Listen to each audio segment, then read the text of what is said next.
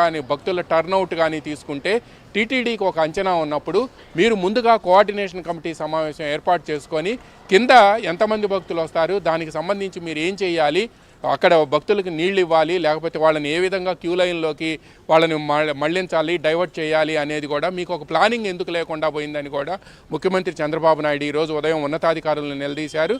అదేవిధంగా టీటీడీ ఈఓకి ఈ తొక్కిసలాటకు సంబంధించి కానీ కింద తిరుపతిలో ఎంతమంది జనం వచ్చారు, భక్తులు ఎంతమంది ఎన్ని కేంద్రాల్లో ఉన్నారనేది టీటీడీ ఎగ్జిక్యూటివ్ ఆఫీసర్కి ఎన్ని గంటలకు సమాచారం వచ్చింది, ఆ సమాచారం వచ్చిన తర్వాత మీరు ఎప్పుడు రియాక్ట్ అయ్యారు అనేది కూడా ఆయన ఆరా తీశారు. అదేవిధంగా తొక్కిసలాట మొత్తం 4 ప్రాంతాల్లో తొక్కిసలాట జరిగిందని ప్రాథమిక నివేదిక వచ్చింది శ్రీహరి. 3 చోట్ల ఎఫెక్టివ్గా కంట్రోల్ చేయగలిగారు. కానీ ఇప్పుడు ఏదైతే ఇప్పుడు ఈ తొక్కిసలాట జరిగి పలువురు మరణించారో ఆ ప్రాంతంలో మాటికి అక్కడ ఉండే డిఎస్పీ గేట్లు వేయటంతో పాటు ఒక్కసారిగా ఎవరైతే ఆ స్పృహ తప్పి పడిపోయిన మహిళ ఉందో ఆమెను సేవ్ చేసేందుకు గేట్ ఒక్కసారిగా తీయటంతో టికెట్ల కోసం వదిలేశారని చెప్పి ఒక్కసారిగా బయటకు వచ్చారు. ఆ సమయంలోనే ఈ స్టాంపెడ్ జరిగింది అనేది పోలీసు ఉన్నతాధికారుల నివేదిక. బట్ ఈ నివేదికనైతే మాత్రం ముఖ్యమంత్రి ఎంత మాత్రం కూడా కాన్ఫిడెన్స్లోకి తీసుకోలేదు. ఎందుకంటే క్షేత్రస్థాయిలో నేను వెళ్తున్నాను, అక్కడికి వెళ్ళాక చూస్తాను అని ఈలోపు ఎవరైతే బాధ్యులు ఉన్నారో ఆ బాధ్యులైన అధికారులను ఫిక్స్ చేయాలి అని కూడా ఆదేశాలు జారీ చేశారు. అదేవిధంగా ఎవరైతే దీనికి 6 చనిపోయారు, ఇంతమంది గాయపడ్డారు కాబట్టి డెఫినెట్గా క్రిమినల్ కేసు నమోదు చేయాలని అక్కడుండే ఎంఆర్ఓలకి ఆదేశాలు ఇవ్వడంతో వాళ్ళు వెంటనే కంప్లైంట్ ఇవ్వటం, సీఎంఓ నుంచి వెళ్ళిన ఆదేశాలతో వెంటనే వాళ్ళు పోలీసులు కూడా కేసు నమోదు చేశారు.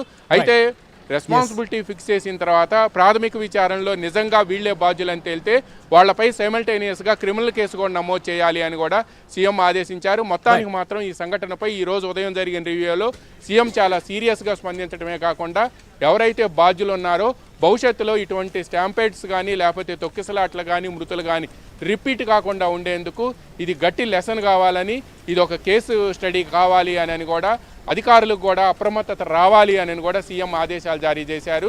చాలా సీరియస్ కూడా అయ్యారు ఉన్నతాధికారులందరి మీద. మీ అందరూ కూడా ఇక్కడ ఉండి తిరుపతిలో ఏం జరుగుతుందో మీరు ఎందుకు తెలుసుకోలేకపోతున్నారని కూడా అధికారులను కూడా నిలదీశారు. శ్రీహరి రైట్ రామారావు, చూద్దాం.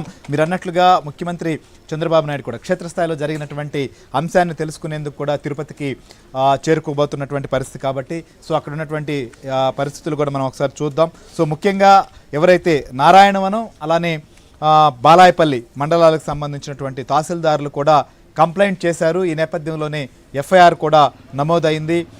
బిఎన్ఎస్ఎస్ 194 సెక్షన్ కింద కూడా కేసు నమోదు చేసినటువంటి పరిస్థితి. పోలీసులు దీనిపైన కూడా లోతుగా విచారణ జరపాల్సి ఉంది. సో కంప్లైంట్ ఇచ్చినటువంటి జరిగినటువంటి పరిణామాలకు సంబంధించి దినేష్ ఏంటి ముఖ్యంగా ఎఫ్ఐఆర్ కూడా నమోదైంది. తిరుపతి పోలీసులు కేసు కూడా ఫైల్ చేశారు ఇన్సిడెంట్ పైన. సో ముఖ్యంగా తహసీల్దారులు ఇచ్చినటువంటి కంప్లైంట్ ఏంటి, దీనిపైన ఎలాంటి ఎంక్వైరీ జరగబోతోంది?